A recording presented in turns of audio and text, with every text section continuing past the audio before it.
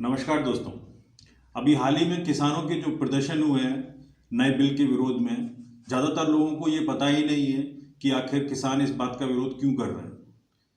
समस्या ये है दोस्तों कि हमारा जो मेन स्ट्रीम मीडिया है वो किसानों से जुड़े हुए मुद्दे या उनकी समस्याएं और ये बिल के विरोध में आखिर वो क्यों आए हैं इसको एक्सप्लेन करने में अब तक नाकाम रहा। वो इसको कवरेज नहीं दे रहा है। लेकिन मैं आपको सरल और सीधे शब्दों में बताना चाहूँगा कि आखिर किसान इसका विरोध क्यों कर रहे हैं। इसको जानने के लिए आपको थोड़ा सा बैक में जाना पड़ेगा। जब हिंदुस्तान आज़ाद हुआ तो किसानों से फसल खरीदने के लिए कोई व्यवस्था नहीं थी, कोई मार्केट नहीं थी। तो जो आसपास के साहूकार या पैसे वाले लोग हुआ करते थे वो किसान से उसका फसल खरीद लेते थे अपने मनचाहे दामों पर और उनका शोषण करते थे। 1960 में गवर्नमेंट ने एक बिल पास किया दोस्तों, जिसके अनुसार मंडियों का निर्माण किया गया। हर क्षेत्र में एक मंडी बनाई गई। वहाँ पे एक कमेटी थी जो कि आड़तियों को लाइसेंस देती थी, यानी कि आड़ती अब सीधे फसल खरीद सकते हैं किसान से। और इसके ऊपर जो सबसे अच्छी व्यवस्था थी वो थी एमएसपी की, यानी कि मिनिमम सपोर्टिंग प्राइस।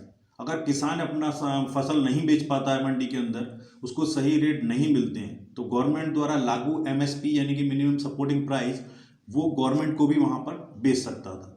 इस व्यवस्था से ही ग्रीन रेवोल्यूशन इंडिया में आया और पंजाब और हरियाणा के किसान खासकर बहुत फ्लोरिश हो गए, बहुत उनको फ़ायदा हुआ। अगर हम बाकी हिंदुस्तान की बात करेंगे तो केवल टोटल 6% जो किसान हैं, 6% वो ही केवल एमएसपी पर अपना सामान बेच पाते हैं और बाकी 94% जो किसान हैं वो मंडी के अंदर भी प्राइवेट लोगों को अपना माल बेचते हैं। अब आते हैं हम इस बात पे आखिर इन बिल का विरोध किसान क्यों कर रहे हैं।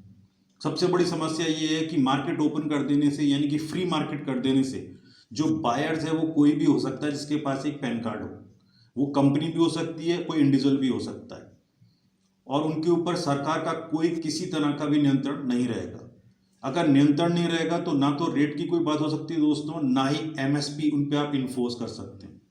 किसान इसी बात को लेकर विरोध कर रहे हैं कि सरकार को चाहिए कि बायर चाहे कोई इंडिविजुअल हो या कंपनी हो, लेकिन उसके ऊपर एमएसपी यानी कि सरकार के द्वारा लागू एमएसपी इन्फोर्स होनी चाहिए। दूसरी समस्या है कॉन्ट्रैक्ट फार्मिंग की, यानी कि जो कॉर्पोरेट कंपनियां हैं जो चिप्स बनाती हैं या दूसरे प्रोडक्ट बनाती हैं, वो फार्मर से डायरेक्ट कॉन्ट्रैक्ट कर सकते हैं कि हम आपकी इतनी ज़मीन पर आप जो भी उगाएंगे आपसे खरीदेंगे। लेकिन समस्या इसके अंदर भी वही है कि फार्मर चाहते हैं यहाँ भी कि सरकार द्वारा लागू एमएसपी उन कंपनीज के ऊपर भी लागू होनी चाहिए, वो उसी रेट में उनसे फसल खरीदें। तीसरी बात, जो इस बीच में मंडी और आड़त करने वाले लोग हैं, उनके लिए सबसे बड़ी समस्या ये है कि वो सब बेरोजगार हो जाएंगे, क्योंकि मंडी के बाहर खरीदने से जो बायर है उसको ना तो टैक्स पे करना पड़ रहा है दोस्तों, और ना उसको कमीशन देना पड़ रहा है। और जब ये दोनों चीज़ें लागू नहीं होंगी तो बिल्कुल नेचुरल है कि धीमे धीमे करके मंडी की जो व्यवस्था है, जो स्ट्रक्चर है, वो ख़त्म हो जाएगा। सरकार दावा कर रही है कि ऐसा कुछ भी होने वाला नहीं है, मंडी वहीं रहेंगी जाती, एमएसपी भी लागू रहेगी। लेकिन ये बिल्कुल एक नॉर्मल सी बात है। अगर आप 10 रुपये का सामान खरीदते हैं और आप उस पर 2 रुपये टैक्स पे करते हैं मंडी के अंदर, और बाहर आप वही चीज़ अगर आपको 10 में मिलेगी 12 की जगह, तो आप मंडी के अंदर जाके क्यों खरीदेंगे। तीसरी बात यह है जिसके लिए किसान सबसे ज़्यादा उग्र हो रहे हैं, वो चाहते हैं कि सरकार ये या तो इसमें संशोधन करे बिल के अंदर या इसको वापस ले। एसेंशियल कमोडिटी एक्ट को इसमें से हटा दिया गया है।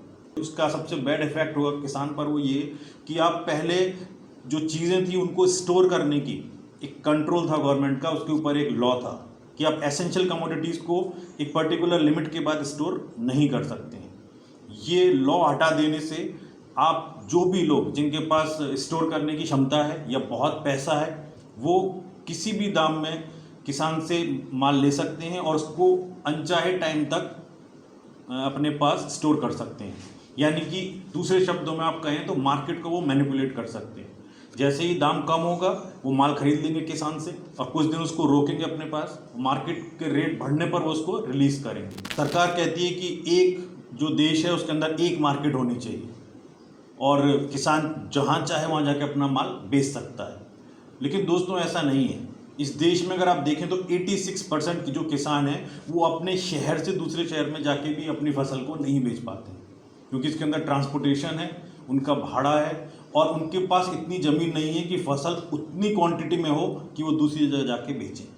बहुत लोगों पे यानी कि 80 से 85% जो किसान हैं उनके पास 1 से लेके 5 बीघा तक ज़मीन है, यानी कि वो बहुत कम फसल पैदा करते हैं और उसको आसपास जो मंडियां होती हैं, जो उनका स्ट्रक्चर होता है, उनको जाके बेच देते हैं।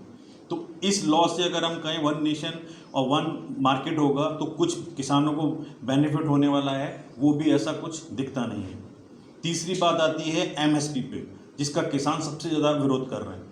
उनका कहना है कि अगर आप बाहर फसल खरीदने का अगर छूट दे देंगे तो बड़ी कंपनियां जो हैं वो मैदान में आ जाएंगी और वो किसानों का शोषण करेंगी, यानी कि वो अनचाहे दामों में माल खरीदेंगी, क्योंकि गवर्नमेंट का सीधा कोई एमएसपी उस पर लागू नहीं होगा।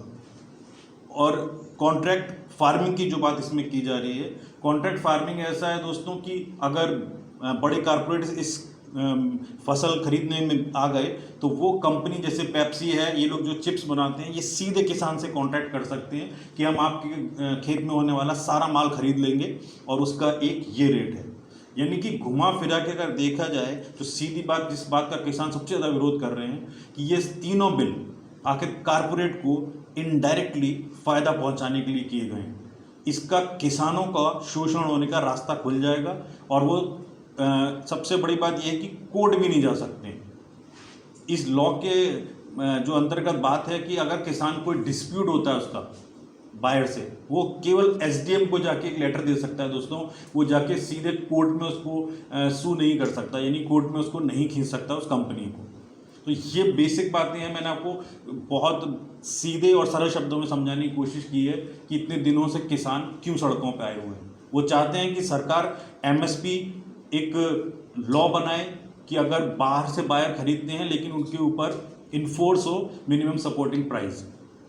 और दूसरा, अगर कारपोरेट भी हमसे कॉन्ट्रैक्ट बाइंग करते हैं, यानी कि कॉन्ट्रैक्ट फार्मिंग का भी बात होती है, उसमें भी एमएसपी लागू हो।